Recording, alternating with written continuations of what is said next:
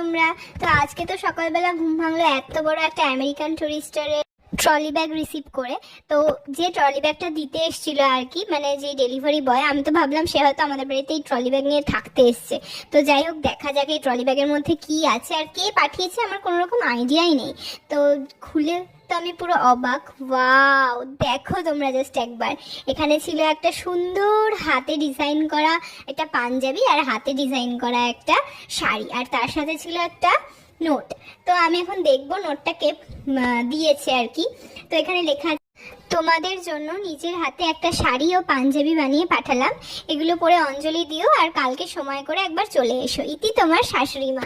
মানে আমার শাশুড়ি মাটা এত সুইট না, আমি কি বলবো, মানে জাস্ট মানে আমি অবাক হয়ে গেছি। আমার লিটারালি আমার মানে অষ্টমীতে কি পরবো তার জন্য কোনো রকম ব্যবস্থা আমার ছিল না। তো আমি শাড়িটা পেয়ে খুবই খুশি হয়ে গেছি। আর দেখো জাস্ট শাড়িটা এত সুন্দর, আমার শাশুড়ি মা নিজে হাতে বানিয়েছে। বলতে হবে আমার শাশুড়ি মার অনেক গুণ আছে না।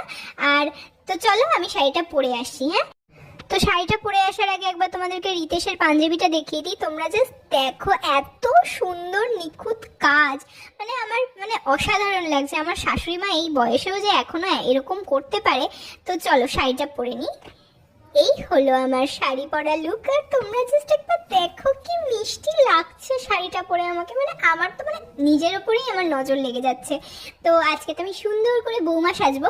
তো বৌমা সাজার জন্য সবার প্রথমে আমি পরে নিয়েছি এখানে শাখা পলা আর একটা নোয়া, যেগুলো আমি সবসময় আর কি পরি না, একটা লোহা বাঁধানো এমনি পরে থাকি।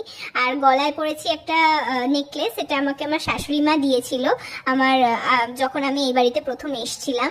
আর তারপরে এখানে এই সীতাহারটা পরে নিয়েছি। এই সীতাহারটা আমার শাশুড়ি মা আমাকে আশীর্বাদের সময় দিয়েছিল, মানে যখন আশীর্বাদ করতে ওরা এখান থেকে গেছিল। আর তারপরে পরে নিয়েছি একটা কোমরের চাবি। এটা হচ্ছে আমাকে আমার শাশুড়ি মার বড়দি, মানে উনি আমার বড় শাশুড়ি মা হন, উনি দিয়েছিলেন আমার বিয়ের সময়। তো আমি তো সুন্দর করে একদম সেজে নিয়েছি বউ। আর দেখো আমাকে কি সুন্দর লাগছে। আর শুধু আমাকে সুন্দর লাগছে না, আজকে কিন্তু রিতেশকেও দারুণ লাগছে। এই পাঞ্জাবিটা রিতেশ পরেছে আর মানে জাস্ট অসাধারণ। এইদিকে তো রিশার শাড়ি পরার কোনো রকম ইন্টেনশনই ছিল না। তো আমি আমার থেকে একটা শাড়ি দিয়ে বললাম তুই পর আজকে অন্তত শাড়ি। তো তারপরে তো রিশাকে এই শাড়িটা পরিয়েছি। আর তারপরে তো আমরা চলে গেলাম পুজো মণ্ডপে। আর পুজো মণ্ডপে এসে ছবি না তুললে হয় বলো তো? দেখো কি সুন্দর লাগছে আমাদের দুজনকে কেমন লাগছে তোমরা কিন্তু কমেন্টে জানাতে ভুলো না, ঠিক আছে? আর এইদিকে তো রিশার সাথেও আমরা কয়েকটা ছবি তুলে নিলাম। আর তারপরে আমরা বসে পড়লাম অঞ্জলি দেওয়ার জন্য। তো আজকের ভিডিওটা এই পর্যন্তই থাকলো। যদি ভালো লাগে একটা লাইক করবে আর চ্যানেলটাকে সাবস্ক্রাইব করে দিও। টাটা।